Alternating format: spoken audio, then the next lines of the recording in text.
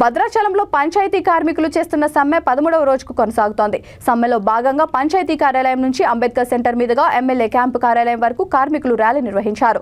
ఆ తర్వాత కార్యాలయం ఎదుట వారు నినాదాలు చేశారు. ఎమ్మెల్యే పోదెం వీరయ్యకు వారు షరతులతో కూడిన వినతి పత్రాన్ని అందించారు. సమ్మెను మీ ద్వారా ప్రభుత్వానికి తెలిపామని ఎమ్మెల్యేను కోరారు. వినతి పత్రం అందుకున్న ఎమ్మెల్యే పంచాయతీ కార్మికుల సమ్మె న్యాయమైందని, వారు కనీస వేతనమే కోరుకుంటున్నారని, వెంటనే ప్రభుత్వం దృష్టికి తీసుకెళ్తామని తెలిపారు.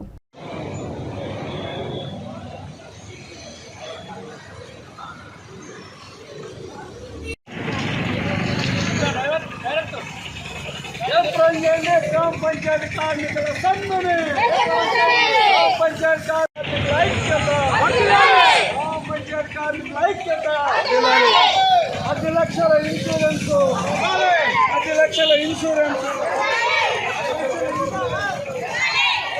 లైన్ కట్టారు ఆంటీ గారు లైన్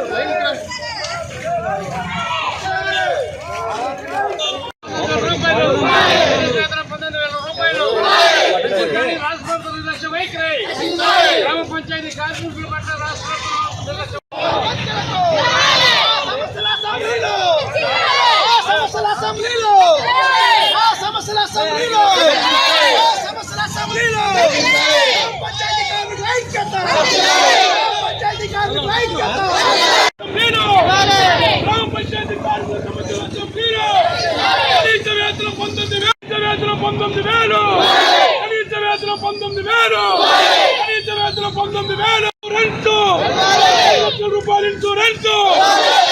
రూపాయలు ఇన్సూరెన్స్